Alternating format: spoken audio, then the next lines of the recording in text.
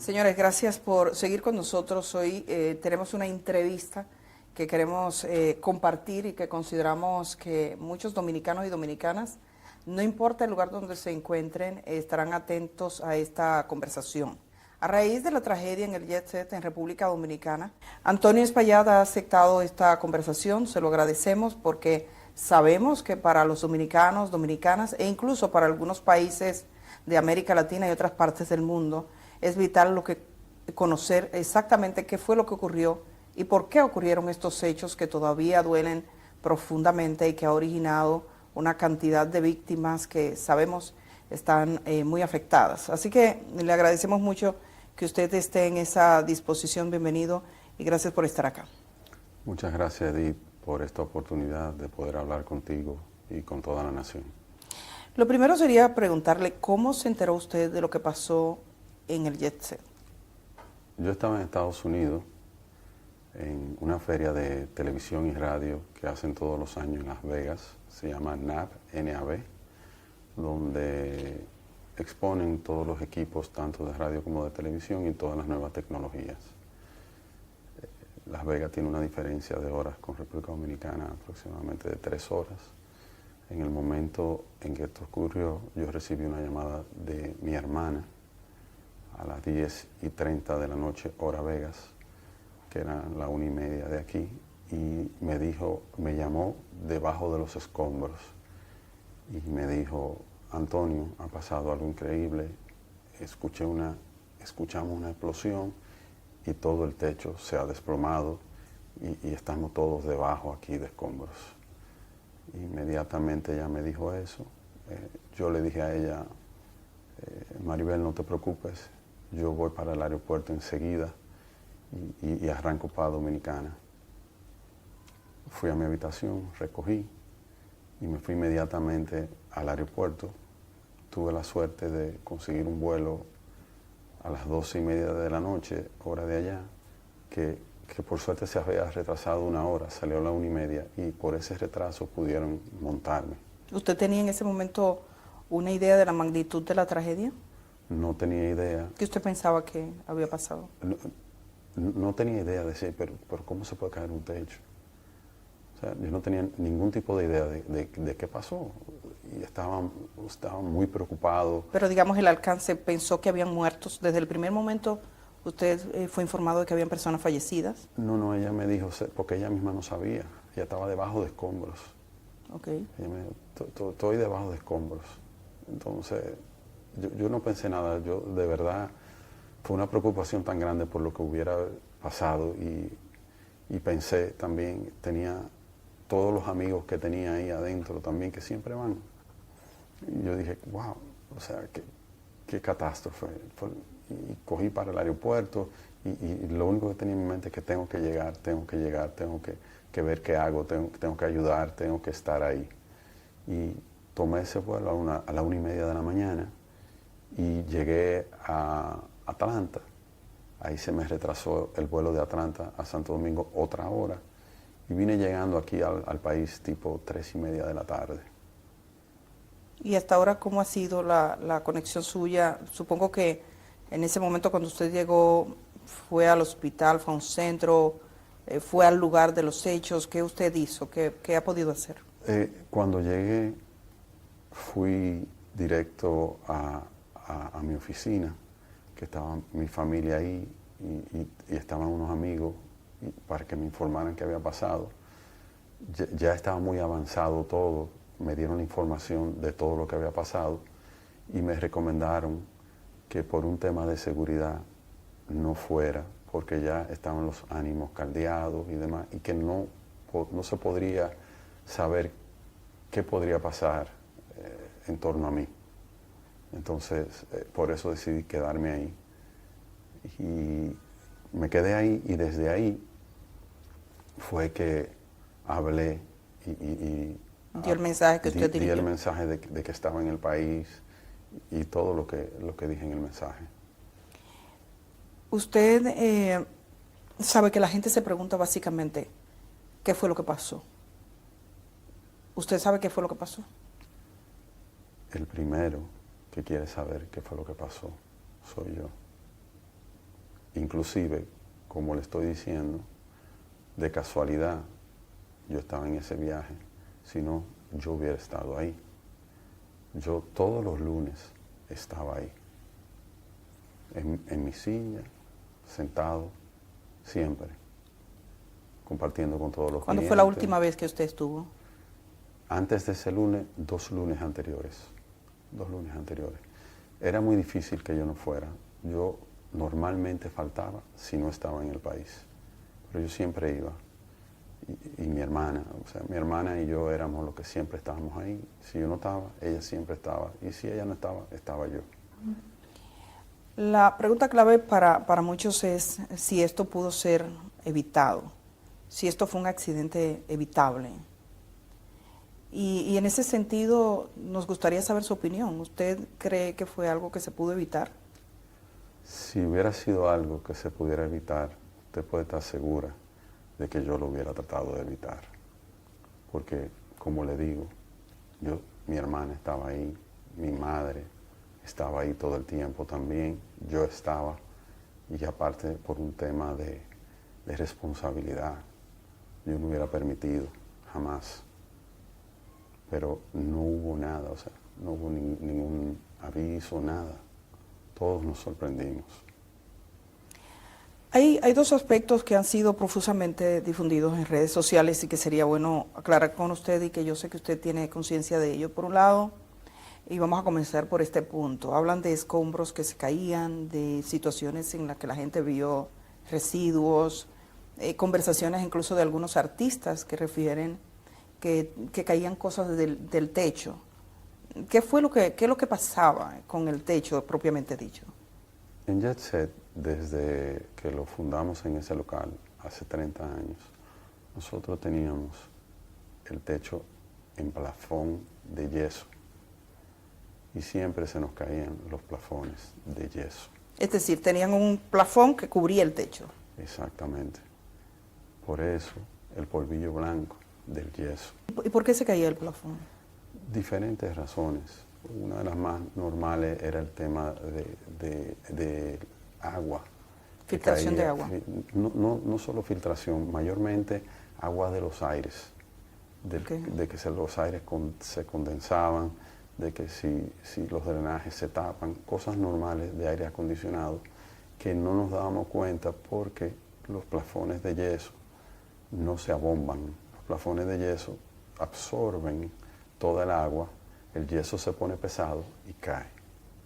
Esa caída de plafones que eran de yeso, ¿ocurrió en este último año? 30 años. En los 30 años siempre se 30 caían, años, porque... Sí, siempre estábamos comprando, siempre comprábamos plafones, siempre.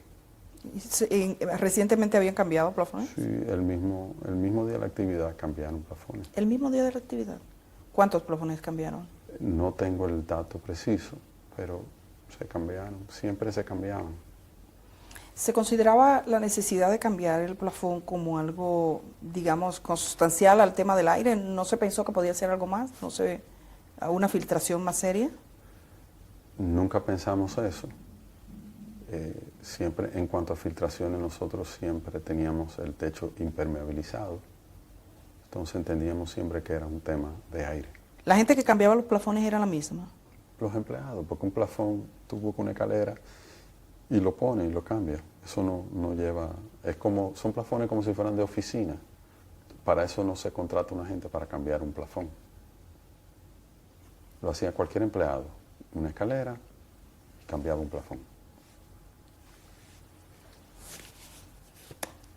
Algo vamos a tener que cambiar en el país para que no nos pase de nuevo. 3 cosas que usted piensa que podríamos hacer a partir de este momento. Hay muchas cosas que yo entiendo que a partir de este momento van a cambiar.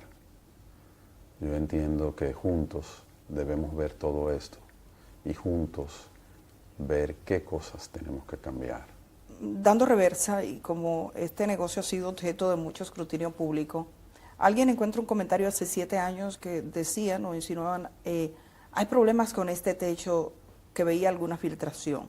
¿Es posible ustedes en esa etapa recuerdan, si usted mismo recuerda si vio un mensaje como este y si tuvo alguna duda? nunca vi un mensaje. Y Pero ya usted dice que los plafones siempre tuvieron. Siempre, 30 años están ahí. Para mí es muy difícil. Yo mismo no podía ver el techo. Lo que veíamos siempre eran los plafones. ¿Nadie nunca examinó el techo? No, ¿Nadie verificó si había un problema estructural o de filtración de agua? nunca. Nunca. De filtración, siempre en el edificio hubo filtración, inclusive cuando lo compramos a finales de los años 80, tenía filtraciones el edificio. ¿Cómo usted compra ese edificio? ¿Cuál es la historia de ese edificio? El edificio era el cine El Portal y nosotros se lo compramos a los propietarios de ese local. El Jet Set estaba ubicado al lado de la Coca-Cola. Tenía 21 años ahí. Y la gente, los propietarios del terreno eran los dueños de la Coca-Cola. Y ellos ahí nos dijeron que iban a necesitar el terreno. Entonces nosotros dijimos que no había ningún problema, que nos dieran 3 años para mudarnos. Y en ese tiempo ubicamos el cine. Nosotros queríamos estar en el área, porque era un negocio de esa área y entendíamos que lo mejor era como mantenernos en el área para seguir teniendo la misma clientela y que no le fuera difícil a la gente como reubicarse. Estamos hablando del principio de los años 90. Y entonces usted compra. El edificio lo compra la compañía compra el edificio. Y entonces ahí duramos un tiempo y luego entramos a trabajar, a remodelar. Para ustedes entrar y hacer la discoteca ya dentro, como era previamente un cine, ¿hubo algún cambio en la estructura? En la estructura no hubo ningún cambio. Lo único que hicimos fue que usted sabe que los cines de esa época eran cines grandes y era como teatro, que era como bajando. Entonces lo único que hicimos fue nivelar el piso para que tuviera, porque era hondo, poquito hondo, para bajar hacia la pantalla. Pero no hubo ningún cambio estructural, digamos, Ninguno. del peso, del techo. No, ninguno. Ningún cambio. No. Cuando usted dice la compañía, usted es el propietario del Jet Set. Yo soy gerente Gerente. de la compañía del Jet Set. ¿Y quiénes forman la compañía? Mi madre y yo. Ah, ustedes dos. Sí. Entonces usted es el gerente desde esa época. Sí, desde que establecimos la compañía. Uno de los aspectos que se ha referido es el peso sobre la estructura. Y desde el aire hay una imagen que muchos han vuelto hacia atrás, donde se ven algunas estructuras. ¿Qué tanto peso ubicaron en la parte superior sobre el techo? Yo no puedo hablarle de la cantidad del peso, porque nunca tuve la información de cantidad de peso. Nosotros contratábamos gentes expertas en las diferentes áreas que lo trabajaban. Nosotros contratamos compañías de aire acondicionado que nos montaron unos aires acondicionados. Lo que sí puedo decirle que desde el año 1994, cuando fue que entramos a ese local, nosotros teníamos 6 unidades de aire y hasta la fecha es lo que teníamos, 6 unidades de aire. Esa decisión fue una decisión de la compañía que puso el aire, dice usted, de ubicar allí los... La recomendación fue de ellos, la cantidad de toneladas que deberíamos tener y cómo ubicarlos. ¿No sabe qué peso tenían las unidades que estaban? Nunca cuando uno compra un aire pregunta cuánto pesa. Esa estructura no fue sometida nunca a un escrutinio de decir, digamos, en términos estructurales, un ingeniero, un arquitecto que verificase la estructura en sí misma. No. Y por parte del Estado Dominicano, como ustedes tenían un lugar que era un centro donde iban personas, ¿alguna vez hubo algún tipo de inspección? No. ¿Y qué piensa usted de eso? Bueno, pienso que si no la hubo es porque no había la costumbre de hacerlo tal vez con los demás negocios tampoco. Lo que siempre fueron temas de bomberos, temas de ayuntamiento, pero de que si basura, pero nunca nada temas estructurales ni de edificio. ¿Cómo se siente usted por esto que ha ocurrido? Ha caído un techo y la gente quiere respuestas. Y estamos hablando, quizás pensando sobre todo en aquellas personas que han sufrido la tragedia de un modo más duro, más fuerte, perdiendo a alguno de los suyos. Entonces, digamos que usted no está hablando conmigo, sino con esa gente. ¿Cómo esa gente que está procurando respuesta, cómo cree usted que es el modo adecuado de obtenerla? Lo primero que quiero decir es que yo tengo un dolor muy grande y que lamento en el alma todas las pérdidas. Nunca hubiera querido que esto pasara, jamás, jamás. Yo, desde que esto pasó, no he tenido vida. Y yo mismo quiero saber qué pasó. El primero interesado en saber qué pasó soy yo. El jet set era la vida de nuestra familia. Nosotros nacimos cuando mi madre hizo el jet set. Yo tenía 6 años. Nosotros nacimos con el jet set. Jet set era nuestra vida, fue nuestro sustento, fue nuestro todo. O sea, usted no se puede imaginar el dolor que nosotros llevamos, la impotencia de vivir una circunstancia como la que estamos viviendo. Nunca nos lo imaginamos y nunca hubiéramos estado preparados para lo que estamos viviendo. Entiendo sobremanera el dolor de todos. Yo lo entiendo. ¿Quién quiere? O sea, ¿cómo no nos va a doler que uno pierda un ser querido? Emocionalmente, usted dice, no ha tenido vida. ¿Eso qué ha implicado en los últimos días? Los últimos días no duermo. Los últimos días he estado hablando con las familias de nuestros empleados. He estado hablando con familias de las víctimas que se nos han acercado. Pero cuántas cosas quisiera yo hacer que no he podido todavía, ni siquiera empezar. Pero lo importante es que yo estoy aquí y yo le voy a dar el frente a todo. Yo no voy para ningún sitio, yo voy a estar aquí. Y todo lo que esté a mi alcance y todo lo que yo pueda hacer, lo voy a hacer. ¿Cuántos empleados tenían en ese momento presente en el lugar? En el lugar habían unos 23 empleados. Tengo entendido que han fallecido 25 empleados. 6. Sí, 6 empleados fallecieron. ¿Usted ha hablado con las 6 familias? Sí, con las 6 familias y he hablado con todos, ¿Eran empleados formales o había alguno que no estuviese formalizado como empleado? Eran empleados formales y habían también empleados contratados por el día, como camareros, que te trabajan ese día, que no son empleados formales, sino que ese día no trabajan en otro sitio y te ofrecen el servicio para ese día. ¿Y alguno de los que murió estaba en esa condición? Sí. ¿Y eso qué implicación tiene en términos, digamos, porque no está en la seguridad social o estaba? Son gente que normalmente tienen otro empleo. Okay. Es su día libre en el otro trabajo y van ahí y te trabajaban como tú se contrata así, camareros. Usted ahora hay muchas compañías que usted llama y usted contrata un camarero y te trabaja a la noche y tú le pagas el acuerdo que tengan por eso.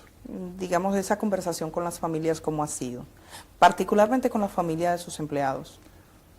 La conversación con la familia de mi empleado ha sido una conversación de apoyo, de saber de sus necesidades y de darle seguridad de que estamos aquí y de que lo vamos a apoyar y en todos los problemas que podamos involucrarnos con ellos vamos a estar y que no están solos. Y de las personas fallecidas, dice que se ha comunicado con algunas familias. Supongo que ellos se han acercado a usted. Ellos se me acercaron, sí. ¿Y cuál ha sido, digamos, el tono de esa conversación? ¿O de esas conversaciones? ¿Han sido muchos? No.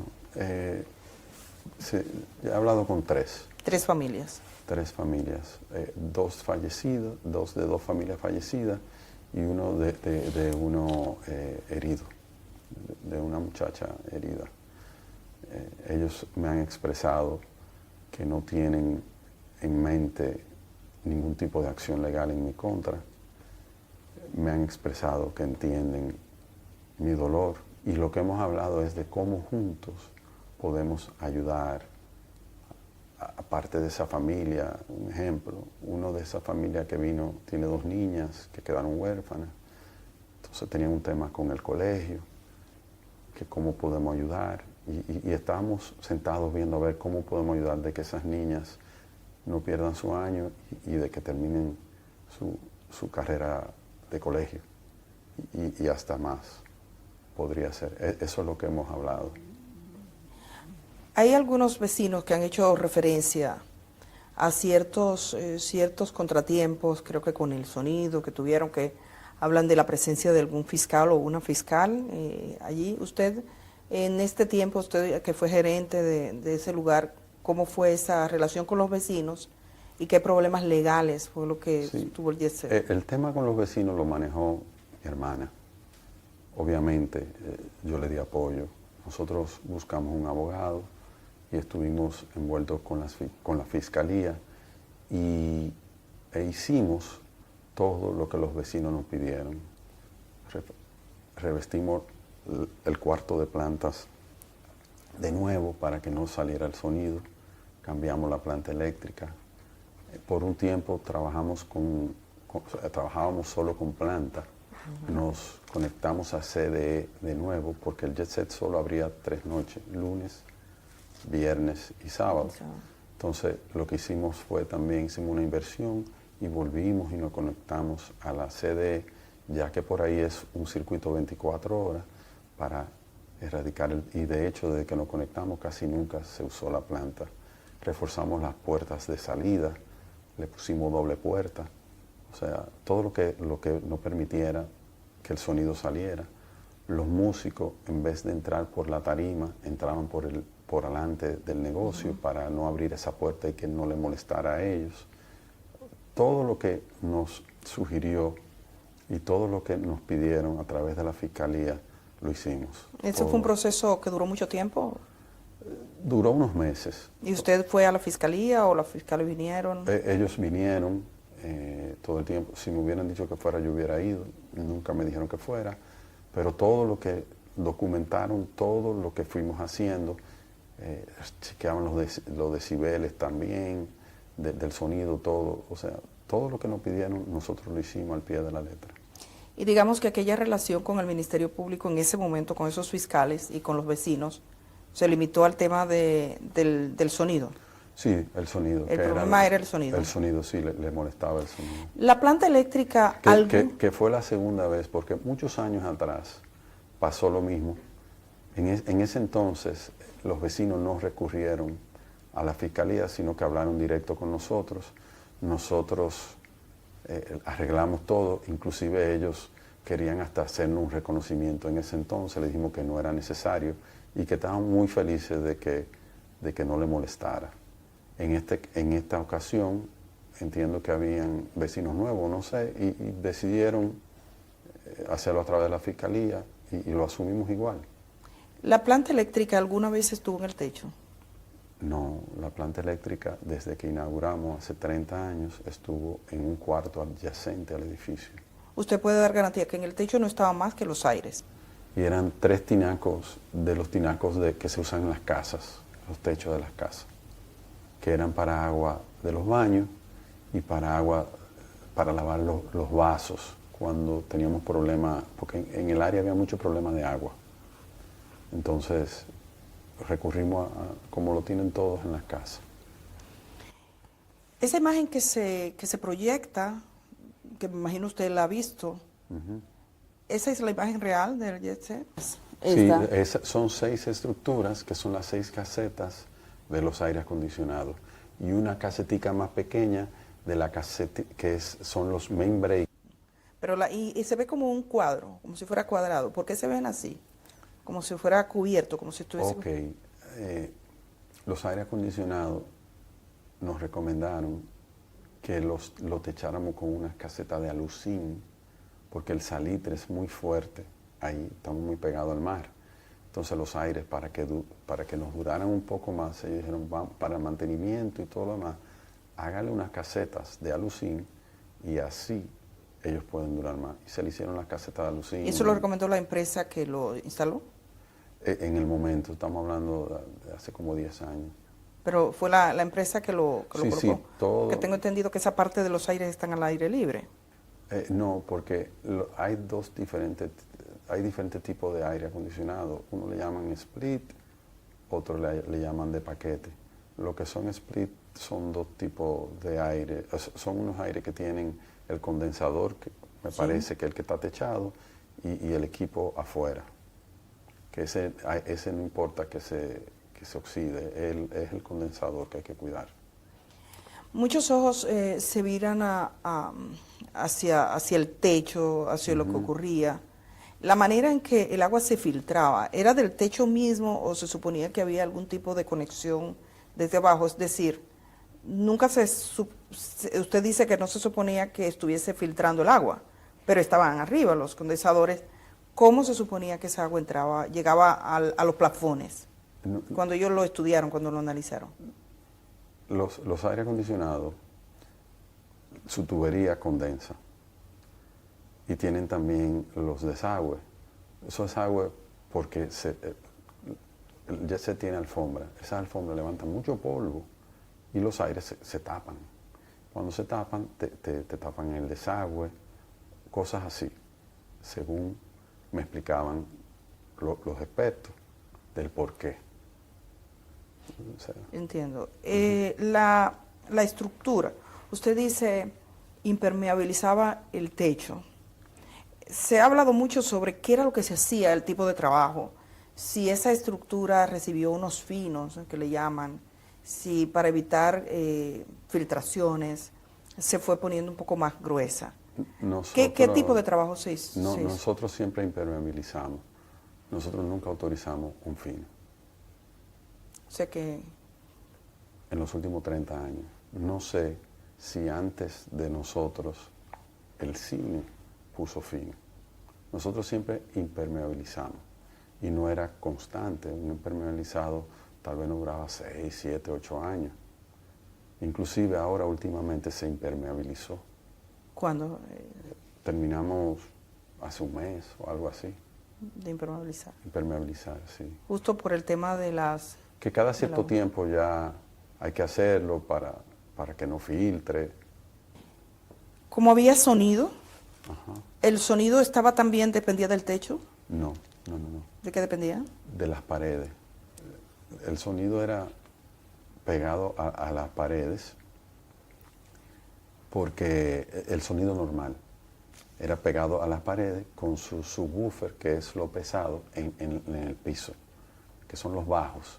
Los bajos siempre están en el piso, que es lo que pesa. Las bocinas no son pesadas, porque son bocinas modernas de Mayer Sound, son bocinas relativamente pequeñas, como así, pegadas a la pared. Ahora hablan del sonido, del efecto que el sonido puede tener sobre las estructuras. ¿Alguna vez le hablaron de eso? No, nunca. Y habían otras bocinas, que eran las bocinas que se utilizaban para las orquestas, que esas que eran como 6 o 7 bocinas juntas. Esas estaban colgadas en la tarima. ¿Cuántas salidas de emergencia tenía Jet-Set? Jet-Set tenía 5 salidas. Incluyendo la puerta principal. Incluyendo la puerta principal. Tenía ¿Dónde estaban? 2 salidas de emergencia en el fondo. Tenía la salida de la tarima. Tenía otra salida en el bar principal que estaba al lado de la tarima. Por ahí entraban los empleados y entraban todas las mercancías. Y tenía la del frente. Eran 5 por todo. ¿Ninguna estaba cerrada por fuera? No. ¿Estaban habilitadas? Todas. La gente salió por ahí. ¿Alguna remodelación se hizo? Sí, en 2 ocasiones. En el año 2000 se remodeló. ¿En el año 2000? Y en el año 2015. ¿Qué se hizo específicamente? Mayormente cambio de tapicerías, alfombras, sillas, mesas, básicamente. Y anexos fuera de la estructura, fuera de la estructura. O sea, que no implicaba un peso No. para la estructura. No. Y cuando se hizo esa remodelación, ¿fue un personal calificado? Sí, todo lo que nosotros hicimos siempre contratamos ingenieros, expertos en el área. Y nunca nadie se fijó, nunca nadie miró. No, porque, como le explico, eran remodelaciones de abajo, o sea, del salón. Telas, alfombras, sillas, bares, decoración. Cuando se puso arriba que usted decía que se impermeabilizó, ese personal tampoco notó nada, no notó la posibilidad de un quiebre. No. Pero ese personal que ponía la impermeabilización, ¿qué capacidad tenían? ¿Había algún ingeniero entre ellos? ¿Usted contrataba empresas? Empresas. Por tiempo se contrató empresa, por tiempo se hizo con gente de mantenimiento de nuestra misma gente, porque los impermeabilizantes los venden, o sea, ahora te venden como por cuadro y tú simplemente lo pegas al techo. Entonces, eso no necesita más de ahí.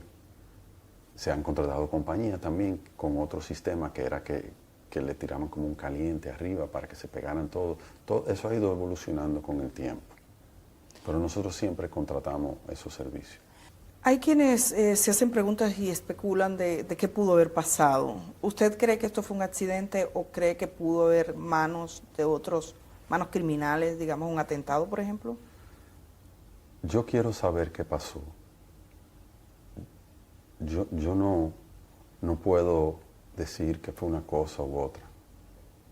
Yo quiero esperar el peritaje, que es el único que puede decirnos qué pasó. ¿Usted ha iniciado alguna investigación, la empresa como tal, al margen de las investigaciones oficiales, o piensa hacer alguna indagatoria con sus técnicos?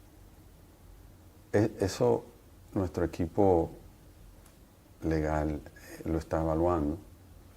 En esta etapa todavía no sé qué se va a hacer. Esta es una tragedia de gran proporción para el país. Cuando usted, ¿en qué momento usted tuvo conciencia así plena de la magnitud de la tragedia? Que usted dijo, esto es más de lo que yo pensaba. En el momento en que lo fuimos viviendo. Cuando yo llegué al país, yo no me imaginaba que era algo tan grande. En el momento en que se fue desarrollando todo fue que fui viendo lo grande que era, con las víctimas y con todo lo que iba pasando. No tenía idea y no podía creer lo que fuera algo de esta magnitud. ¿Cómo era la dinámica del Jet Fest semanalmente? Esa fiesta de los lunes con los artistas, ¿cómo era esa dinámica de forma normal? ¿Cómo se vendían? ¿Cómo eran los tipos de contrato? ¿Cómo operaban? Nosotros teníamos ya demasiados años en el negocio. Nunca había contrato con los artistas, sino que simplemente una persona encargada de esa área lo llamaba, decía, ¿usted está disponible para cantar el lunes tal? Sí, pues perfecto. Esa era la dinámica. Que ustedes tenían. Sí, de toda ¿Y la se vida. vendían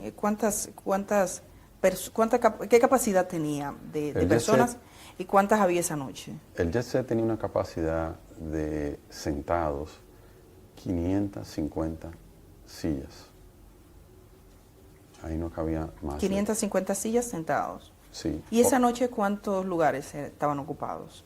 Esa noche tiene que haber habido un promedio entre empleados y clientes, un promedio de 500, y los músicos, un promedio de 510 personas, más o menos, 515 personas. Era un sitio que, aunque se veía muy grande por fuera, al ser todos sentados, no era tan grande. Si usted le quitaba todas las sillas, usted ahí, porque muchas veces hicieron fiestas que promotores alquilaban el Jet Set y hacían fiestas diferentes, con DJ parados, y ahí metían hasta 1000 personas, porque eran parados. Pero el tema de sentados limita mucho el espacio. Entonces, por más que usted quiera, pero eran unos shows. La gente bailaban, pero la mayoría de la gente lo que hacían era ver el show. Entonces no había tanto espacio. Ahí con 500 personas, 550 como mucho, ya eso estaba que no cabía nadie. Que no fue el caso de ese día. Ese día había espacio. O sea, que ese día había menos de 550 personas. Seguro, más o menos por ahí. Había una costumbre de tener como mesas. La gente tenía mesas para... ¿Usted tenía un lugar específico? Por eso le llamamos la familia Jet Set. Ahí habían clientes de 30 años. Ahí había clientes, la mayoría de clientes tenían su mesa fija.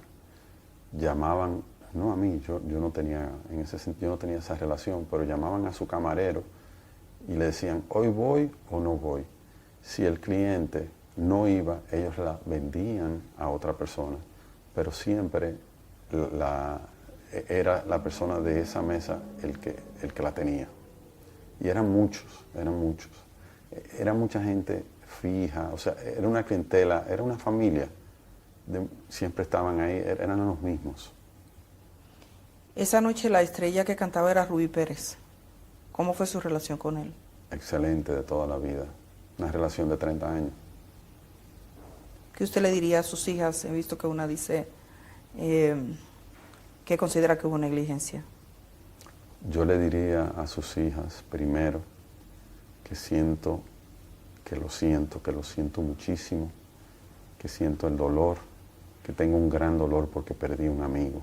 Rubí era mi amigo, de muchos años. Y le diría que entiendo su dolor y entiendo todo lo que puedan estar viviendo y todo lo que estén pensando. ¿Qué tipo de medidas de seguridad tenían en el Jet Set? O sea, si fuera a evaluar, ¿cuáles eran las medidas comunes de seguridad? Porque estamos hablando de la gente que fue a un lugar a divertirse y pasa esto, nadie se lo espera, usted dice que tampoco.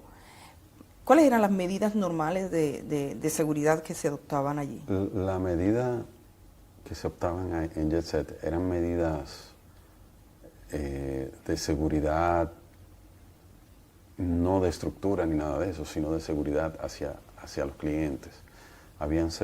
Teníamos como 6 seguridad, individuos que estaban ahí, que protegían, teníamos 2 en la puerta.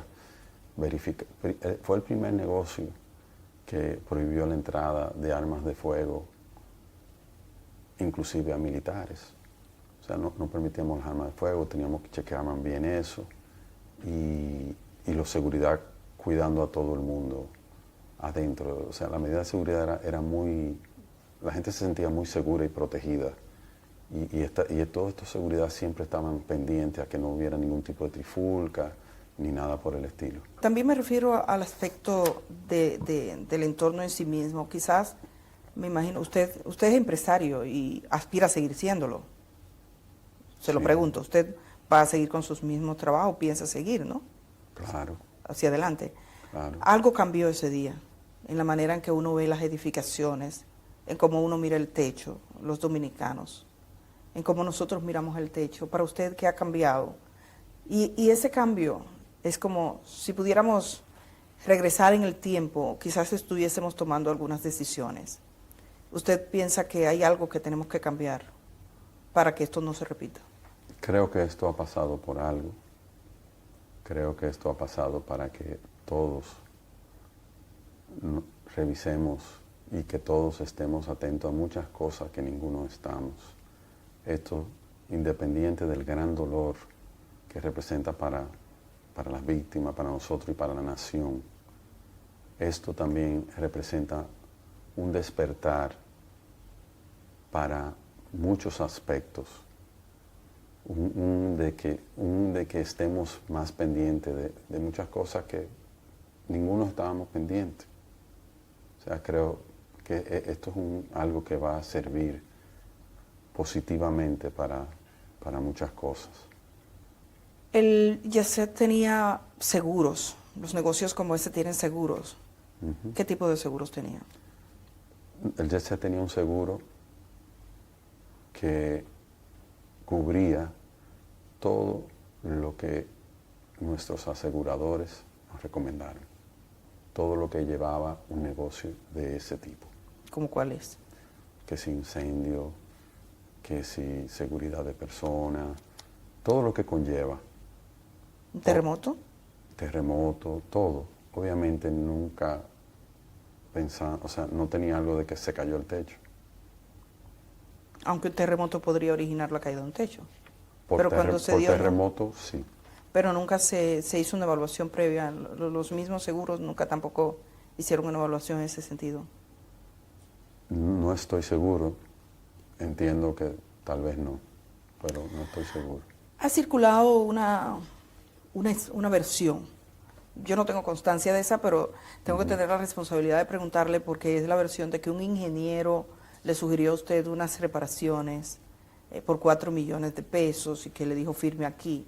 O sea, ¿a usted le consta eso? Porque eso ha sido en redes sociales algo muy, muy distribuido. Y entonces tengo la obligación de preguntarle, ¿eso que se cuenta en esa historia pasó? ¿Alguien le dijo alguna vez?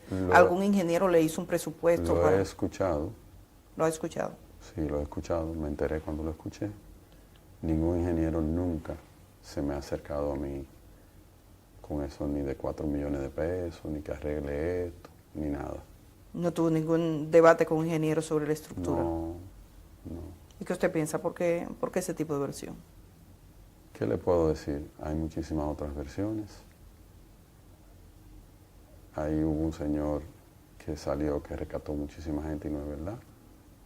O sea, en todo este suceso han habido muchas opiniones, mucha gente que han entrado, que han salido, muchas personas que han querido ser protagonistas de un u otro tema. Eso no es verdad. A mí nunca se me acercó nadie que aparte, con 4 millones de pesos no se puede arreglar ni una esquina de un techo, como cuesta todo hoy en día. O sea, ahí solo vemos que a mí nunca se me acercó nadie. ¿Ni usted tuvo un diálogo con ninguna empresa para ningún tipo de reparación de ese tipo? No.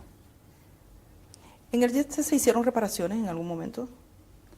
¿Usted recuerda haber contratado a un ingeniero, por ejemplo, que mirara para una reparación? Porque a veces este tipo de profesionales está habilitado para decir, mirar un poquito más. Ningún tipo de reparación.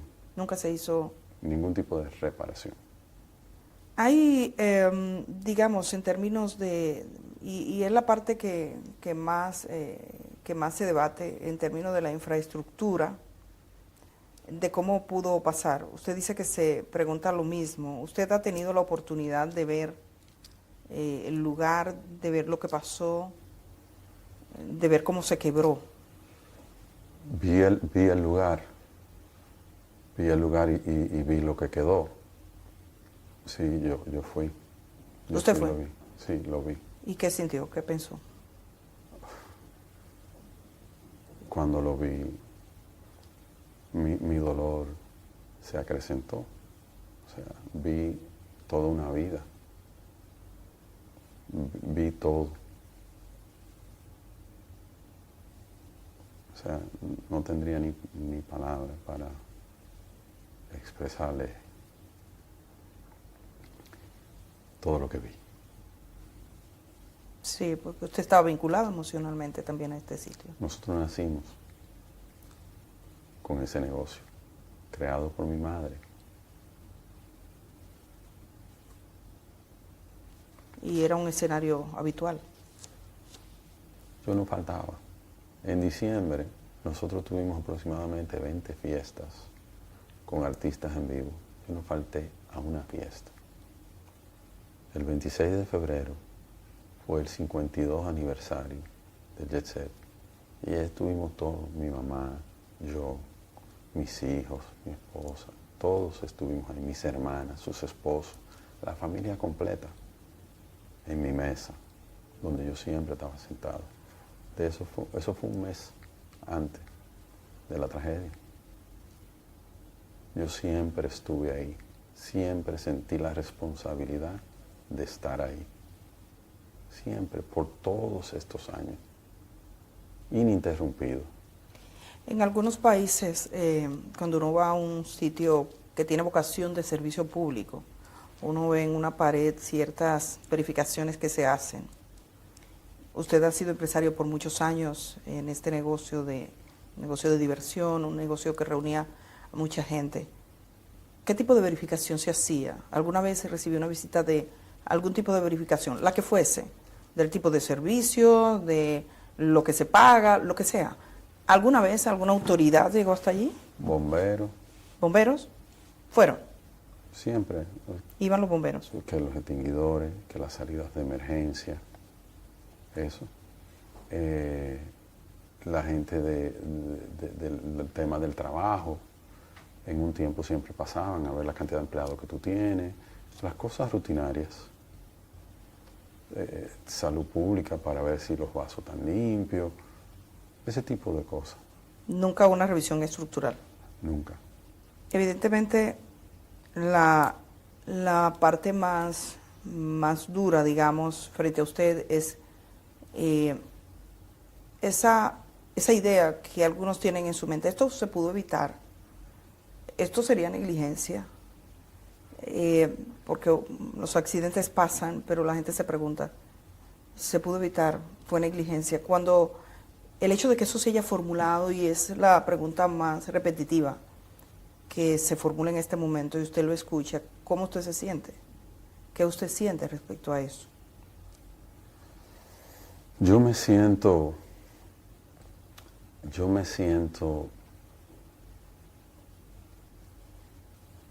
impotente, yo me siento, o sea, si hubiera habido algo que me hubiera llamado o que me hubieran dicho, mira, hay que chequear esto, aquello o lo otro, yo lo hubiera hecho. Yo lo hubiera hecho con todo el gusto. Yo estaba ahí, mi familia estaba ahí, mi hermana estaba ahí. O sea, ¿cómo yo no lo iba a hacer? Todos los que iban ahí, la mayoría eran amigos míos. El incendio que se alude, ¿cuántos incendios hubo en el Jet Set? En toda su historia uno. ¿Y cómo fue ese incendio? Un rayo cayó en un palo de luz frente al Jet Set, frente al cuarto de planta, y eso ocasionó un fuego en el cuarto de planta. Se llamaron los bomberos, en menos de 30 minutos apagaron el fuego, solo sufrieron las dos plantas eléctricas que estaban ahí dentro y los cables que estaban ahí dentro. Eso fue todo. Inclusive, antes de a la semana de eso ya nosotros estábamos abiertos de nuevo. ¿Usted considera que hay quienes se hayan aprovechado para dañarle o algo así? ¿Usted tiene otros negocios? Yo no puedo juzgar a nadie. Ante un suceso como este, de tanto dolor, yo no puedo juzgar. ¿Usted entiende? Yo lo entiendo. Usted ha dicho que está listo para responder. ¿Qué consecuencias piensa que puede tener sobre usted? ¿Qué usted espera que pase? Yo no sé. Yo vine, yo estoy aquí. Es la primera vez en mi vida que estoy viviendo algo como esto. Yo estoy aquí. ¿Usted tiene socios? Han hablado de muchos socios. Mi madre. Su madre. Ella y usted son los Propietarios de la compañía de Jet Set. Es la fundadora y todo. Mi mamá. Lo más difícil de esto. Lo más difícil de esto es ver el dolor de todos los que están viviendo esta tragedia, y el dolor de mi familia, y el dolor de los amigos, el dolor de los empleados. ¿Su vida ya no será la misma? No. ¿No cree? Después de esto nunca será la misma. Nunca. ¿Usted tiene otros negocios? ¿Piensa seguir adelante? Tengo que seguir adelante. Y tengo que seguir adelante porque tengo que ayudar a todas las personas que yo pueda ayudar. ¿Qué es de cierto en que sus cuentas han sido de alguna manera inmovilizadas porque se estaba pasando dinero de una compañía a otra? ¿Eso ocurrió? Salió ¿Un comunicado de sus abogados? Un comunicado de nuestra parte diciendo que ¿Qué? no. No. ¿Es algo con lo que se puede estar tranquilo? Todos pueden estar tranquilos. Yo voy a estar aquí. Yo quiero trabajar. Yo quiero hacerle frente a todo lo que la ley me diga que tengo que hacerle frente y a todo lo que, aparte de eso, a todo lo que yo quiero hacerle frente. ¿Algo Sí. más que usted quisiera decirle a las familias de las víctimas sobre todo? La familia de la víctima, quiero decirle, lo siento. Lo siento mucho. Nunca hubiera querido que pasara. Y estoy totalmente destrozado con todo esto que ha pasado. Pero yo voy a estar aquí. Y yo voy a trabajar para ayudar y hacer todo lo que tenga que hacer y darle el frente a todo lo que yo pueda darle el frente. Eso es lo que yo puedo decirle. Ese centro es casi un lugar de peregrinaje. ¿Usted aspira a recuperar el terreno o ya no piensa volver allí nomás? Yo entiendo que el tiempo irá poniendo las cosas en su lugar y ahí iremos viendo. Muchísimas gracias. Gracias, Edith. Antonio Espaillat, que es parte de esa compañía propietaria del Jet Set de República Dominicana. Gracias por conceder esta conversación y esperamos que de alguna manera responda a alguna de las inquietudes que tiene la población sobre lo que ha ocurrido. Gracias. Muchas gracias.